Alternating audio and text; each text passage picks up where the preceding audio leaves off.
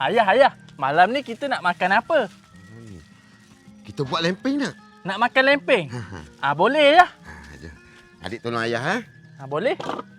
Adik nyalakan api? Ya, adik nyalakan api, ayah siapkan bahan. Kayu api nak letak berapa ayah? Letaklah agak-agak berapa. 4-5 batang boleh ya? Boleh lah.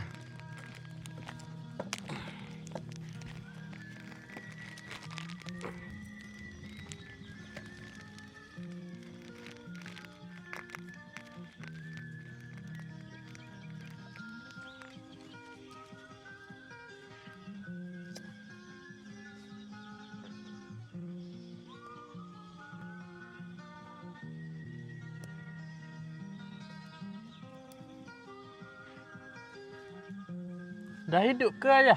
Dah.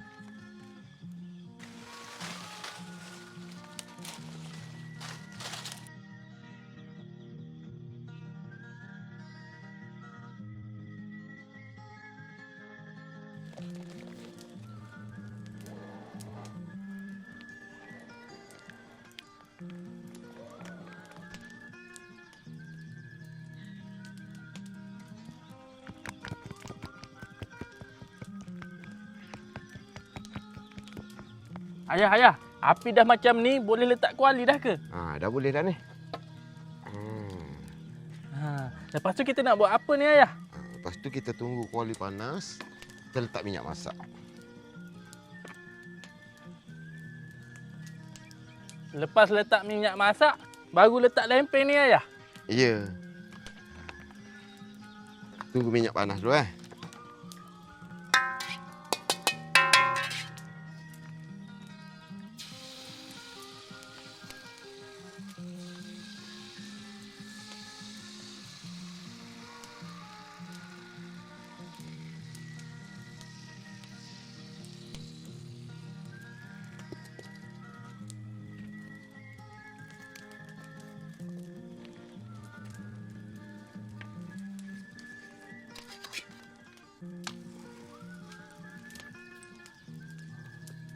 Adik, bawa bekal tu. Dah siap ni.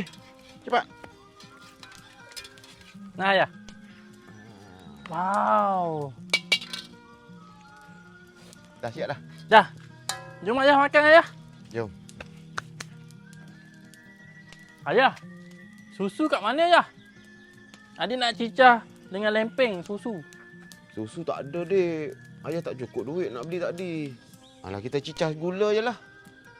Marilah. Yang ni gula ya. Panas. Ambil kat bawah ni ayah. Baru tak panas. Okey.